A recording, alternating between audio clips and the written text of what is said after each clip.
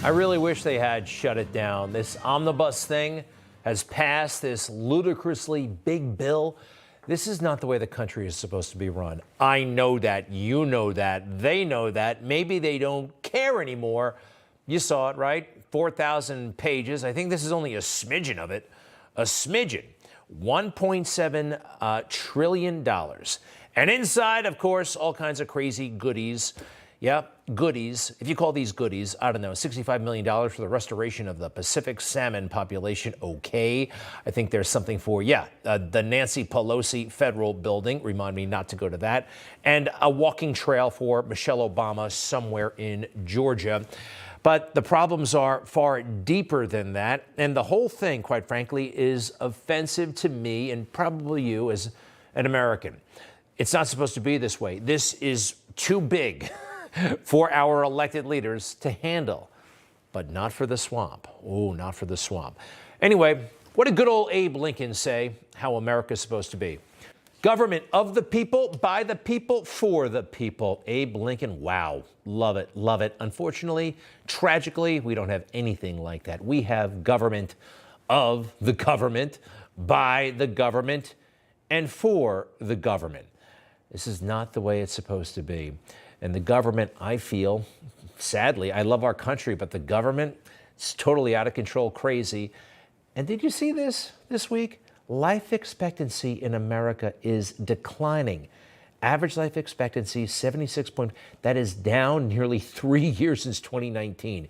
Yes, there's COVID, but also fentanyl, what they call the death of sorrows, I think. We are a nation in decline, and the government is not living up to its part of the bargain. Remember, our founding principles, life, liberty, and the pursuit of happiness. That's what they're supposed to arrange for us, right? No, what they're arranging is for themselves. Take a look at this. This is a massive government complex. This is the new IRS headquarters. Does that look like it's dedicated to our life, liberty, and the pursuit of happiness? No, I think that's the last thing they have in mind right now. There's been a huge overreach by our government. It's been happening for a while, but after 9/11, we had to do some things as a country, but I think we went too far. I think we went way too far, and the government grabbed so much power. And January 6th, another excuse to seize more power. It's a pretext. And as a pretext, you got to exaggerate it. You got to make it more than it actually was. You've heard about the 800-page January 6th report. It's finally out, and I know it's bogus. I know it, actually, and so do you if you've been watching this show. But they're glamorizing themselves, glorifying themselves. Those who wrote it, the staff, the people, all of them. Look at the glory photos that they've been taking one after the next, right? Glamour shots. Remember glamour shots down at the mall? They love this stuff. I mean, they just keep showing up, and the fake news keeps providing them all of these glamour profiles. Get over yourself. You know what you guys really look like? What politicians really look like? Let me show you the January 6th committee in their natural habitat, all right? They're just a bunch of grubby career politicians, all right? They're not better than anybody else. Enough with the glamour, all right? And you all should be ashamed with this report. No, it's fake news. And you know what? I was surprised. A guy on MSNBC today, for the most part, he had it right. Listen to this. The fact of the matter is that these people should have never been able to penetrate the U.S. Capitol. And the report comes out with very weak recommendations. If you look at all the chapters, the first 5 chapters aren't really even about January 6th. It's all about Donald Trump. And the recommendations, of all the recommendations, there are really 2 that stand out from a Homeland Security standpoint, and they're particularly anemic in my opinion. Yeah, it was like, we need to focus more. It was so lame. And the chapters, he's absolutely right. Chapter 1, the big lie, right? Talking about the election in a way they don't agree with is that fueled January 6th. That led to January 6th. Chapter 2, Donald Trump on the phone with officials in Atlanta. Somehow this had something to do with January 6th. Chapter 3, fake electors and the president of the Senate strategy. Hey, where's the chapter on Lieutenant Michael Byrd and Ashley Babbitt, huh? Chapter 4, just call it corrupt and leave the rest to me. Look, politicians talking politics. This is not against the law, but they want to try to make it against the law. A coup in search of a legal theory. I noticed that's in quotes. Who actually uttered that first? Be there, will be wild. I remember that tweet. It did not happen on January 6th. You see, they're trying to criminalize speech. They're trying to make the word, you can't say wild anymore. You can't. 187 minutes of dereliction. This is an amusing one for me. Somehow Donald Trump is supposed to be the security guard in chief. You know, they were the national security apparatus. Apparently, they told the January 6th committee, waiting for the president to call them. The president is supposed to be monitoring security cameras like a security guard and calling the police. It doesn't work that way. They know it doesn't work that way, yet they tried to deceive everybody. They almost got away with it. They're not deceiving me. Mark Milley. It doesn't work the way he's pretending it works. Yeah. He's the commander-in-chief. You got an assault going on the capital of the United States of America. And there's nothing. No call. No calls? No calls. Did you call him? Did the speaker call him? Hey, did Vice President Mike Pence call the president? They didn't. They're just sitting around waiting for a phone call.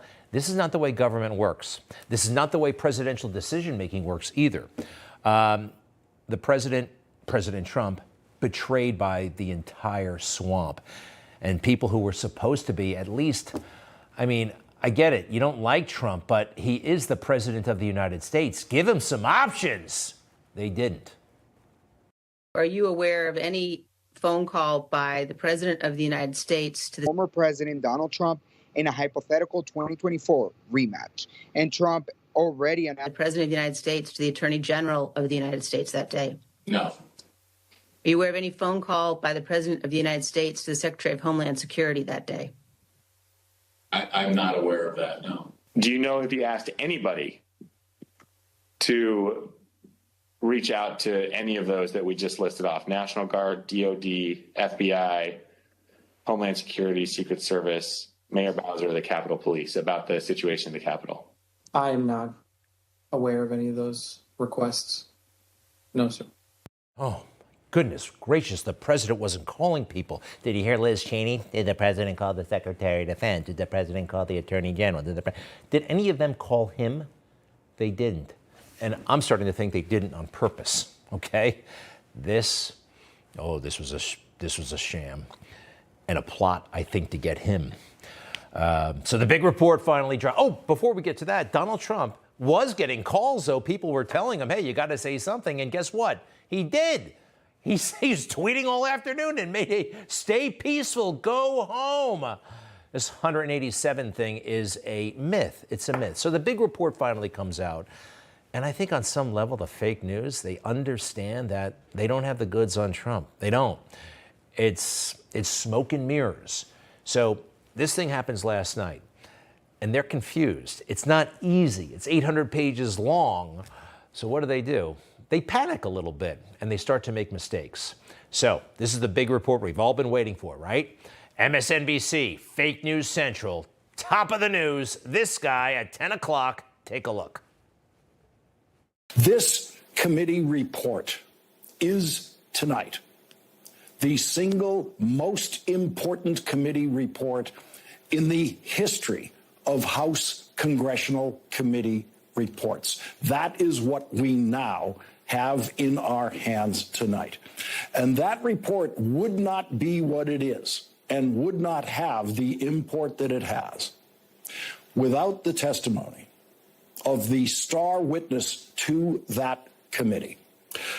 Today, the January 6th committee released the transcript of the most important testimony the committee received from the committee's most important witness, 26-year-old Cassidy Hutchinson.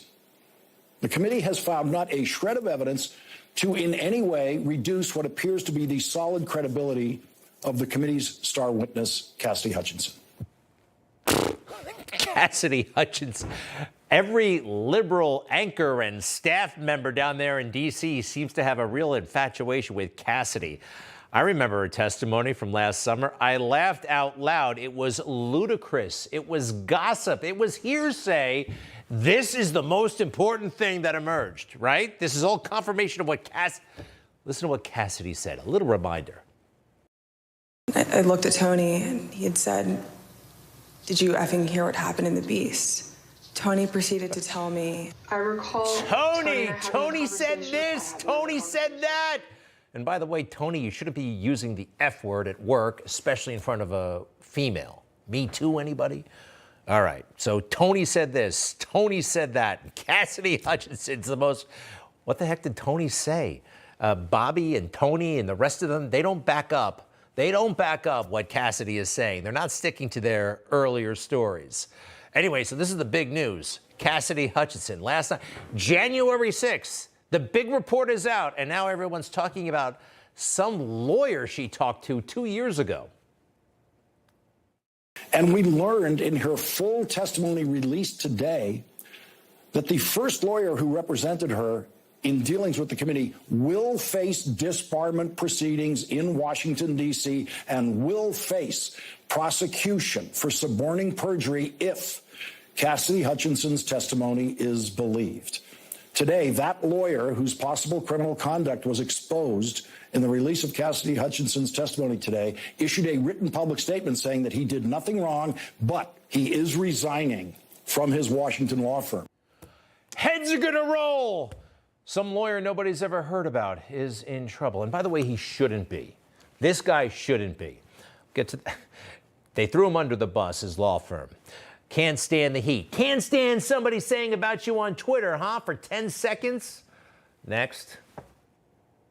In her testimony, Cassidy Hutchinson says that the first lawyer who represented her, Stefan Passantino, who worked in the Trump White House, quote, page 42, Stefan never told me to lie.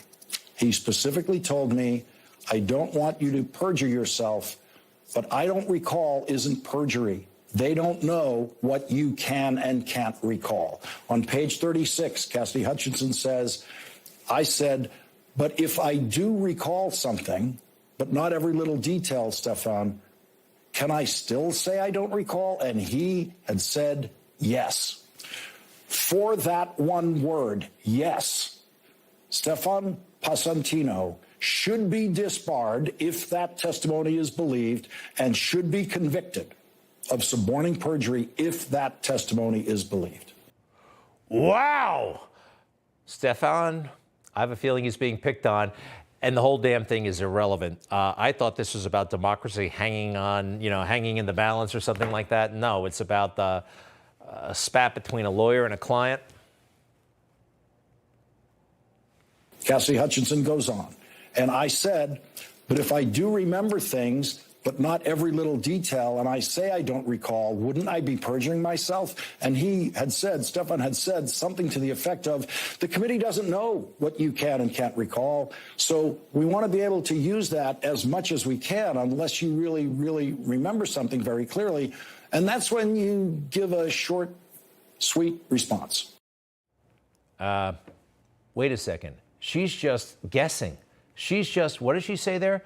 Stefan had said something to the effect of, leave this Stefan guy out of it. And they're talking about, like, this is a big deal. Leave him the heck out of it. Cassidy Hutchinson, what a high maintenance drama queen. And boy, oh boy, again, they're eating out of her hand down there in Washington, D.C. It was hearsay, it was nonsense, it was gossip, and this is the crown jewel of witnesses. This is what January 6th, this is the tent pole holding it all up. Got to admit, she even fooled some of the conservative media. Brett Baer was swooning as well. This testimony was very compelling from beginning to end. She obviously had access to all of the players. What was so compelling, I think, is how it was laid out. We always point out that there's not a pushback, and it would have been great to hear Jim Jordan or some congressman say some other angle to this. But the testimony in and of itself is really, really powerful.